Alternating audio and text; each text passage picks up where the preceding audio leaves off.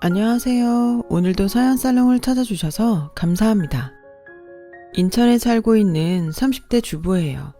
남녀가 만나 부부가 되기까지는 만겁의 시간이 필요하대요. 천지가 개벽하고 다음 개벽까지 걸리는 시간이 한 겁이니 엄청난 시간의 인연이 필요하단 얘기죠. 그런데 그 귀한 인연을 고작 돈 몇 푼에 내팽개친 사람이 있어요. 그것도 40년이나 함께 살아온 아내를 말이죠. 그게 누구냐고요? 바로 제 시아버지예요. 남편 손을 잡고 처음 시댁에 인사를 드리러 가던 날, 남편이 그러더군요. 우리 아버지가 좀 유별나셔. 가급적이면 우리 집에서는 화장실은 안 가는 게 좋을 거야. 자기가 보면 좀 놀랄 테니까. 안 그래도 떨려서 정신이 없던 터라 그땐 한 귀로 듣고 흘렸어요. 그런데 긴장을 해서 그런가 시댁에 도착하고 얼마 안 돼 소변이 마렵지 뭐예요. 그래서 화장실에 들어갔는데 글쎄 누가 소변을 보고 변기 물을 안 내린 거예요. 그래서 물을 내렸는데 그때 화장실 문을 벌컥 열고서는 시아버지께서 들어오시는 거예요. 그러고는 다짜고짜 화를 내시는데 너 지금 뭐 하는 짓이냐? 누가 마음대로 변기 물을 내리래? 아직 한 번밖에 사용 안 했는데 이렇게 절약정신이 없어서야 널 어떻게 내 집 며느리로 들이겠냐? 하나를 보면 열을 한다고? 변기물도 귀하게 여길 줄 모르는 애가 뭔들 아끼고 살겠어. 수철이 너 얘 교육을 제대로 시켜 데려오든지 아니면 제대로 된 여자로 다시 찾아서 오도록 해. 그날 저는 시댁 소파에 엉덩이 한번 붙여보지도 못하고 그대로 집에서 쫓겨났어요. 황당하고 어이가 없었죠. 자기야, 대체 내가 뭘 잘못한 거야? 난 그저 누가 볼일을 보고 변기물을 안 내렸길래 물 내린 것밖에 없어. 이게 그렇게 혼날 일이야? 자기 잘못 아닌 거 잘 알아. 그래서 내가 미리 말했잖아. 우리 집에선 화장실 들어가지 말라고. 내 입으로 말하기 부끄러운데 사실 우리 집에선 소변은 3번 두고 나서야 물을 내릴 수 있거든. 그게 아버지가 정한 우리 집 규칙이야. 어릴 때부터 그렇게 배우고 자라서 난 다른 집도 그러는 줄 알았는데 중학생 때 친구 집에 놀러가 보니까 우리 집만 그런 거였더라고. 그래도 어떡하겠어. 아버지 뜻인데. 그래서 말인데 우리 집에 갈 때는 자기가 조심 좀 해줄래? 절약이 몸에 밴 분이라 예민하시거든. 남편한테 그 얘기를 듣고 얼마나 기가 막혔는지 몰라요. 그날 집에 가서 엄마한테 그 얘기를 했더니 엄마 반응도 비슷했어요. 아유 더러워. 남이 싼 오줌물에 볼일보다 튀면 어쩌려고. TV에서 그런 사람들이 있다는 얘긴 들었지만 실제로는 처음이다 얘. 찝찝해서 볼일이나 제대로 보겠니? 솔직히 충격적이긴 했지만 그래도 이런 일로 파혼까지 생각했던 건 아니었어요. 그냥 그 집 가풍이겠거니 하고 참아 넘기기로 했죠. 그런데 시댁에서 지켜야 할 게 이게 다가 아니더라고요. 화장실에서 대변을 본 후 휴지는 딱 3칸만 써야 하고 세수하고 난 물은 모아두었다가 걸레를 빨고요. 밥은 밥, 국, 김치에 메인 메뉴 한 가지만 상에 올릴 수 있어요. 찌개를 끓이는 날엔 국을 빼야 하고요. 거기다가 5시 이전에는 절대로 집에서 불을 켤 수 없어서 먹구름이 끼고 비 내리는 날엔 온 집안이 굴처럼 캄캄하게 지내야 했죠. 히트는 옷이나 신발을 살 때도 아버님 허락을 받아야 한다는 거예요. 허락을 받았다고 바로 살 수 있는 게 아니라 아버님이 동네 헌옷수거함을 돌아보시고 마땅한 게 없으면 직접 할인 매장에 동행해서 구입한대요. 그 밖에도 정말 많은데 그걸 다 적자면 날 셀 것 같아서 잊지 말게요. 암튼 결혼식 날까지 아버님의 짠돌이 기질로 인해 민망한 상황이 여러 번 연출됐어요. 예식장 예약하는 데까지 따라오셔선 식대가 비싸다며 직접 음식을 해오시겠다고 난리를 치셨고 안 된다고 하니까 음식 종류를 줄이고 가격을 낮춰달라고 딜을 하셨어요. 그리고 예식 당일 아버님은 패백도 안 받으시고 식당에 지켜 서선 혹여 음식을 빼돌리지 않나 살피셨죠.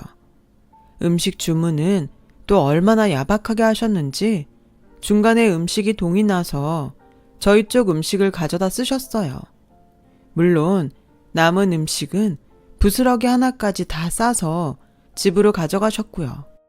그러느라 정작 시아버님은 혼주로서 결혼식에 와주신 하객분들께 인사도 제대로 못 드렸고 심지어 신혼여행을 떠나는 저희 인사도 받지 못했어요. 푼돈 좀 아끼겠다고 말이죠. 나중에 제 친구들한테 얘기를 들어보니 예식에 사용된 꽃과 초, 비닐봉지에 리본 하나까지 몽땅 다 챙겨서 집에 가져가셨다고 하더라고요. 식장 측에서 혀를 내두를 정도로요. 그 얘기를 전해 듣는데 어찌나 창피한지 얼굴이 다 화끈거렸어요. 그렇게 말 많고 탈도 많은 결혼식이 끝나고 본격적으로 시아버지 월드에 입성한 저는 신혼여행에서 돌아온 날부터 아버님께 폭풍 지적을 받으며 시댁 가풍을 익혀 나갔어요. 가풍이라고 해봐야 하나같이 아끼고 덜 쓰고 안 쓰고 주워다 쓰는 거였죠. 그나마 직장이 서울이라 따로 살아서 망정이지. 한 집에서 같이 살았다면 모르긴 해도 숨막혀서 진작에 질식해 죽었을지도 몰라요. 시집 온 지 2년밖에 안 된 제가 이럴 정도인데 아버님과 40년을 같이 살아온 시어머니는 오죽하겠어요. 아마 모르긴 해도 4, 5 화장을 하면 몸에서 사리가 나오지 않을까 싶네요. 그런데 문제는 평생을 그런 아버지 밑에서 자란 남편도 집에서 아버님과 비슷한 모습을 보인다는 거예요. 화장실 물 안 내리는 건 기본이고 퇴근길에 뭘 자꾸 주워오는데 사람 미치겠다니까요. 처음엔 탁상 시계나 화분 같은 작은 것들을 주워오더니 글쎄 한 번은 사단 서랍장을 주워왔지 뭐예요. 자기야, 그런 걸 뭐하러 들고 와? 우리 집이 고물상인 줄 알아? 완전 멀쩡한데 누가 버렸더라고. 돈 주고 사려면 10만 원은 줘야 할 텐데 아깝잖아. 시트지만 붙이면 앞으로 10년은 너끈히 쓸 수 있을 거야. 남편은 제 타박에도 불구하고 기어이 시트지를 사다가 리폼을 했어요. 하지만 정작 둘 자리가 없어서 결국 베란다에 내어놓게 되었죠. 남편과 오붓하게 커피를 마시려고 홈카페로 꾸몄던 베란다에 커다란 서랍장이 떡하니 놓이니 의자 놓을 자리 하나 안 남더라고요. 어찌나 열이 받던지 저는 그 일로 남편이랑 3일 내내 싸웠어요. 그리곤 문제의 그 서랍장은 얼마 뒤 저희 집에 들리셨던 아버님이 보시곤 시댁으로 가지고 가셨어요. 부전자전이라고 서랍장을 보자마자 아버님이 이러시는 거 있죠. 완전 새 거네. 잘했다 내 아들. 그 모습을 보니 덜컥 겁이 났어요. 이렇게 살다가 나도 40년 뒤엔 지금의 어머님처럼 살게 되지는 않을까 걱정이 돼서요. 그래서 남편한테 그 얘기를 했더니 우리 엄마 사는 게 어때서? 우리 아빠가 돈을 못 벌어오기래 자식인 내가 속을 썩이기를 해? 세상에서 제일 속 편한 사람이 바로 우리 엄만데 무슨 소리야? 이렇게 여자를 모르더라고요. 말이 났으니 말이지 저희 시어머니는 밖에 나갈 때 입을 옷 하나 변변한 게 없어요. 20년도 더 된 구닥다리 옷에 아버님이 어디서 주워온 핸드백, 수차례 가격이 다운된 할인 매장 2열 상품 구두 하나가 고작이거든요. 그 모습이 짠해서 제가 시집 올 때 백화점에 들러 어머님 옷이랑 구두를 사드렸는데 가격표를 본 아버님이 화를 내시며 기어이 백화점에 가서 환불을 받아오셨더라고요. 얘 아가, 네 카드로 결제를 해서 카드 취소로밖에 환불이 안 된다고 그러더라. 그래서 말인데 어차피 네가 네 시애미 쓰라고 사준 거니 그 가격만큼 네가 현금으로 줬으면 좋겠구나. 네 시애미한테 줘봐야 돈 쓸 줄도 모르는 사람이니까 그냥 나한테 다오. 결국 아버님은 제가 어머님께 사드린 옷이며 구두까지 몽땅 현금화해서 당신 지갑에 챙겨 넣으셨어요. 그리고는 어머님께 한 소리를 하셨죠. 옆편 내가 돈 무서운 줄 모르고 어디 수십만 원 하는 옷이며 구두를 덥석덥석 받았을 생각을 해? 제발 정신 좀 차리고 살아. 자기 분수를 알아야지 원. 어머님은 선물도 뺏기고 아버님한테 싫은 소리까지 들으셔야 했어요. 제가 괜히 선물은 해가지고 어머님만 힘들게 만든 것 같아 죄송하더라고요. 그래서 아버님 몰래 30만 원을 봉투에 담아 어머님께 드렸어요. 아니다. 네가 마음 써준 것만도 고마운데 무슨 돈까지 주니? 그러지 마라. 안 그래도 돼. 네 마음만 고맙게 받을게. 결국 어머님은 한사코 거절하셨죠. 그날 이후 저는 어머님께 선물도 마음 편히 해드릴 수가 없었어요. 같은 여자로서 어머님이 가엾기도 하고 한편으론 왜 저러고 사실까 한심하다는 생각도 들었어요. 그래서 더더욱 저는 저렇게 살지 말아야겠다 다짐을 하게 됐죠. 그러기 위해선 남편 버릇부터 고쳐야 했어요. 나중에 아버님처럼 안 되게 애초에 길들여야 하니까요. 난 어머님처럼 살지 않을 거야. 그러니까 당신이 아버님처럼 살려는 마음이 있다면 일찌감치 버려. 그리고 절약이라는 명목으로 밖에서 잡동사니 주워 나르는 일도 하지 마. 여긴 당신 혼자 사는 집이 아니라 우리가 같이 사는 집이니까. 또 한 번만 들고 들어와 봐. 그땐 당신이 주워오는 만큼 나는 우리 집 살림을 내다 버릴 거니까. 아참, 볼일 보면 변기 물도 제 가닥 내려. 욕실 안에 냄새도 나고 위생상 안 좋으니까. 물 좀 아끼겠다고 비위생적인 환경에서 살 수는 없잖아. 그 정도는 할 수 있지? 남편은 냉랭한 제 목소리에 질려서는 바로 그러겠노라 약속했어요. 시간이 지나자 남편도 더 이상 밖에서 물건을 주워오지 않았고 변기 물도 그때그때 내리게 되었어요. 그렇게 모든 게 제자리를 찾아가던 어느 날 친정 아빠 환갑을 앞두고 엄마한테 전화가 왔어요.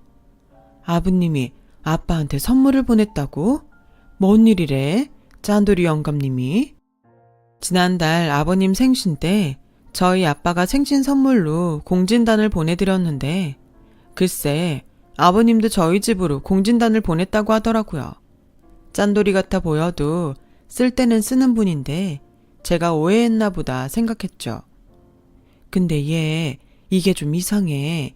케이스도 그렇고 개수도 그렇고 무엇보다 냄새가 공진단 냄새가 아니야. 이거 먹어도 되는 건가 모르겠네.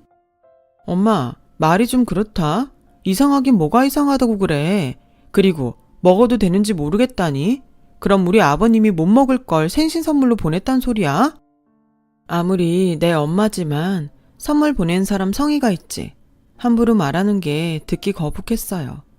그래서 퇴근길에 친정에 들러 뭐가 이상하다는 건지 눈으로 확인을 하려고 했어요. 그런데 딱 봐도 가짜더라고요. 아빠가 보내드린 공진단 케이스에 따로 싸구려 환을 사서 넣은 거였죠. 엄마 말대로 냄새도 제가 알던 공진단 냄새가 아니었고요. 그래서 단골 한의원에 가지고 가서 환의 정체를 물어봤더니 글쎄 이거 풍물시장 앞에서 파는 싸구려 가짜 청심환이네요. 이런 거 함부로 드시면 안 돼요. 사장님은 간이 안 좋으셔서 이런 거 잘못 드시면 정말 큰일 납니다. 한의사한테 그 말을 듣는데 어찌나 화가 나던지 눈물이 다 나더라고요. 다른 건 몰라도 어떻게 약을 성분도 모르는 길거리표로 사서 공진단으로 속여서 보낼 수가 있는 건지 도저히 이해가 안 갔어요. 다른 사람도 아니고 사돈한테요. 저는 아버님이 보낸 약을 챙겨 들고 그 길로 시댁으로 달려갔어요. 저를 보자 아버님은 목에 잔뜩 힘을 주시고는 그러시더군요. 아버님이 공진단은 잘 받으셨다니? 내가 큰 돈 써서 보내드린 거니까 거르지 말고 잘 드시라고 해라. 지금 공진단이라고 하셨어요? 언제 아버님이 저희 친정에 공진단을 보내셨어요? 그런 건 안 왔던데요? 대신 가짜 청심환은 왔더라고요. 공진단 케이스에 담겨서요. 큰 돈 쓰셨다니까 차마 버릴 순 없고 이거 아버님 다 드세요. 저희 아빠는 간이 안 좋으셔서 이런 가짜 환은 먹으면 안 되거든요. 저는 아버님이 보냈던 환을 케이스 채로 아버님한테 내밀었어요. 그랬더니 버럭 소리를 치시더라고요. 공진단이나 청심환이나 먹으면 다 똥으로 나오는 거 아니냐. 삼시세끼 잘 먹으면 그게 보약이지. 얼마나 오래 살겠다고 약 타령이야. 싫으면 관둬라. 내가 다 먹으마. 기껏 생각해서 2만 원이나 들여 사서 보냈더니 별소리를 다 듣겠네. 네 아버지가 보낸 거랑 이거랑 뭐가 달라? 박스만 없을 뿐이지. 다 거기서 거기야. 사람이 절약할 줄을 알아야지. 허세만 가득해선. 아버님, 입은 삐뚤어져도 말은 바로 하셔야죠. 절약이요? 아버님은 절약을 하는 게 아니라 궁상을 떠시는 거예요. 애초에 절약이 목적이었다면 공진단 케이스에 가짜 약을 넣어 보내진 않았을 거예요. 그저 돈 안 들이고도 들인 척 생생을 내고 싶었던 거 아닌가요? 그게 바로 아버님이 말한 허세예요. 저희 친정 부모님은 돈 아까운 줄 몰라서 그 비싼 공진단을 아버님한테 선물했는 줄 아세요? 당신도 비싸서 못 드시는 거 내 자식 잘 봐달라고 보내신 거라고요. 그런 마음을 어떻게 허세라고 말씀하실 수 있어요? 아버님도 자식 키우는 입장이시면서 어떻게 그럴 수가 있냐고요.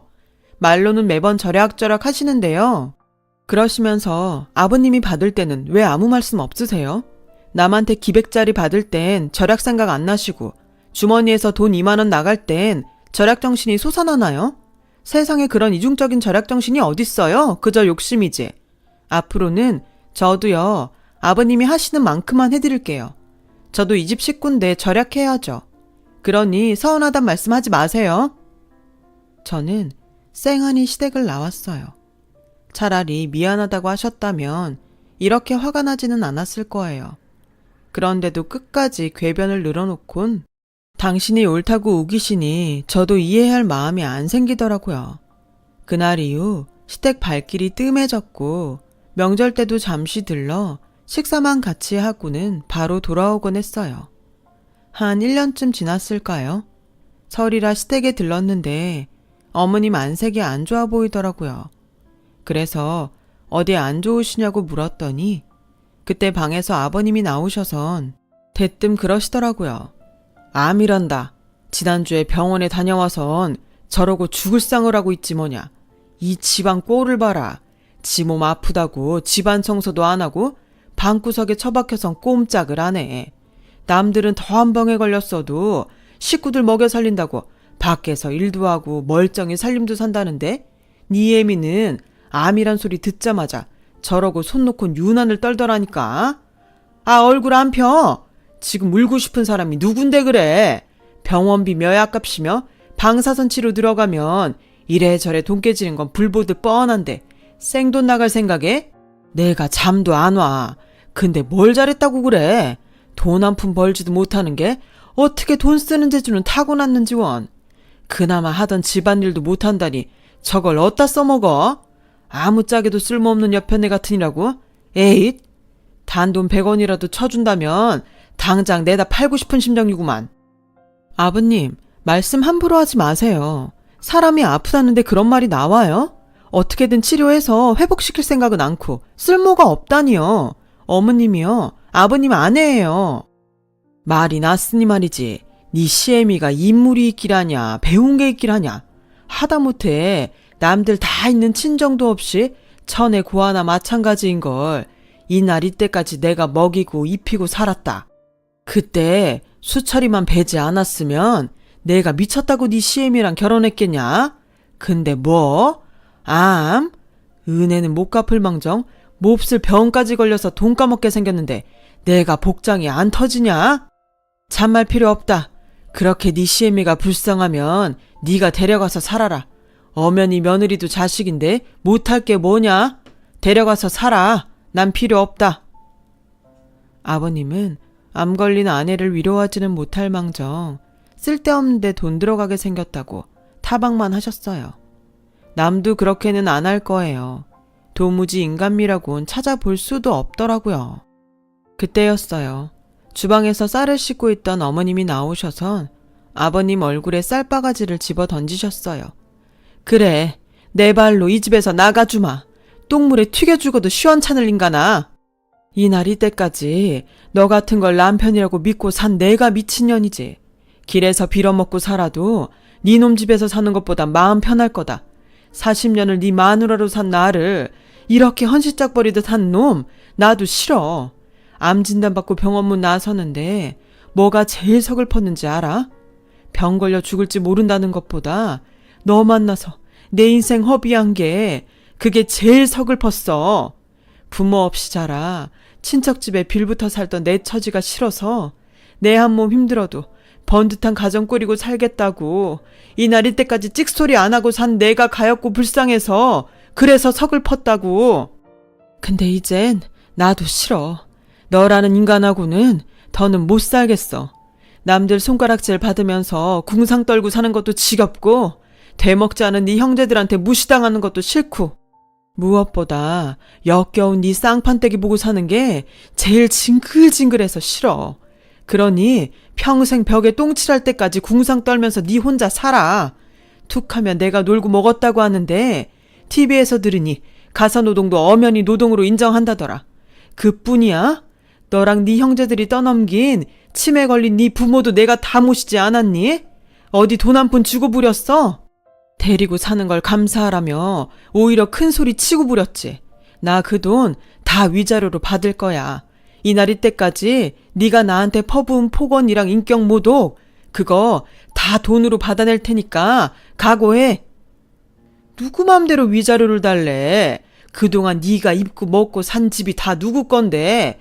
어디서 주워들은 건 있는 모양인데 어림없어. 나갈 거면 네 몸만 조용히 들고 나가. 내 돈으로 산 건 실오라기 하나도 가지고 나갈 생각 말고. 세상 천지에 너 같은 걸 받아줄 사람이 어딨다고 까불어 건방지게. 왜 없어요? 어머님 저희가 모시고 살면 돼요. 안 그래요 어머님? 그리고 그동안 아버님이 어머님 옷을 사준 적은 있으세요? 다 헌옷 수거하면서 주워다 입히셨지. 제가 사드린 옷도 환불해서 아버님이 챙기셨죠? 정확히 47만 원이었으니까 그 돈만큼 물건으로 챙겨 나갈게요. 이의 없으시죠? 저는 어머님 방에 들어가 가방에 어머님 짐을 챙겼어요. 말이 짐이지 사실 챙길 것도 얼마 없더라고요. 40년간을 살아온 집에서 어머님 짐은 고작 20리터 캐리어 그 분량뿐이었거든요. 제가 어머님을 모시고 나올 때까지 아버님은 눈을 부릅뜨고 뭐 더 들고 나가는 거 없나 살피셨어요. 그 눈빛이 어찌나 고약하던지 정말 상종도 하고 싶지 않을 정도였죠. 그렇게 어머님은 40년간의 회한의 결혼 생활을 마치고 저희와 함께 살게 되셨어요. 저희 집으로 향하는 차 안에서 어머님은 한참을 우셨어요. 그 울음의 의미를 제가 온전히 헤아릴 수는 없겠지만 그래도 조금은 알 것 같더라고요. 그래서 마음 놓고 우시라고 일부러 길을 돌아서 먼 길로 갔어요. 그렇게 한참을 울고 난 어머님은 아까는 경황이 없어서 고맙다는 말도 못 하셨다며 고맙고 미안하다고 하셨어요. 위자료를 받으면 바로 집을 구해 나가시겠다고요. 그날 밤 퇴근해온 남편과 상의해 일단은 어머님 치료가 끝날 때까지는 우리가 모시고 살기로 했어요. 어머님은 아버님과 이혼 소송이 진행되는 와중에도 꾸준히 병원을 다니시며 유방암 치료를 받으셨고 아직 초기 단계라 약물 치료를 하면서 상태를 지켜보기로 했어요. 아, 그리고 생각지도 못한 일도 있었지 뭐예요. 12시가 다 되어가던 무렵이었는데 어머님 방에서 핸드폰 벨소리가 나더라고요. 대개 연세든 분들한테 늦은 밤에 걸려오는 전화는 부고가 대부분이잖아요. 그 전화가 그랬어요. 어린 시절 어머님을 키워주신 고모님 부고였죠. 그런데 그 고모님 댁을 정리하면서 장롱 바닥에 숨겨진 문서를 발견한 거예요. 어머님의 아버지 이름으로 된 땅 문서였죠. 고모님이 일부러 감춘 건지 잃어버린 건지 알 길이 없지만 결국 제 주인을 찾아가게 된 거죠. 시골 땅이라 돈은 얼마 되지 않아서 어머님은 그곳에 집을 짓고 살겠다고 하셨어요. 아버님한테 받은 위자료로 집을 짓고 텃밭을 가꾸며 사신다고요. 아무래도 서울보다는 공기 좋은 시골이 살기 좋으시겠다네요. 그리고 그동안 저희와 인연을 끊고 살던 구두쇠 시아버지는 그동안 모아둔 돈을 오피스텔 분양권에 투자했다가 사기꾼들한테 몽땅 털려서 알거지가 됐어요. 그렇게 돈돈하면서 궁상을 떨고 모은 돈을 사기꾼 입에 한 입에 털어 넣으신 거죠. 안 됐지만 어쩌겠어요. 다 자업자득인걸. 그동안 사람들한테 어찌나 인심을 잃고 살았는지 그 소문이 들리자 다들 아버님과 손절을 했다더군요. 뒤늦게 어머님을 찾아와 위자료를 돌려달라고 떼를 쓰셨는데 어머님이 걸레밥물을 끼얹으며 욕설을 퍼붓고 쫓아내셨어요. 그 모습이 어찌나 통쾌하던지 역시 인생은 베푼 만큼 받는가 봐요. 절약도 좋고 검소함도 좋지만 남에게 베푸는 우리 마음만큼은 부자였으면 좋겠습니다. 지금까지 제 사연을 들어주셔서 감사드려요. 들어주신 여러분도 부자 되시고 항상 건강 챙기세요. 여러분, 사연 댓글에 응원과 현명한 조언 부탁드려요. 좋아요와 구독은 저에게 큰 힘이 됩니다. 오늘도 좋은 일 가득하세요.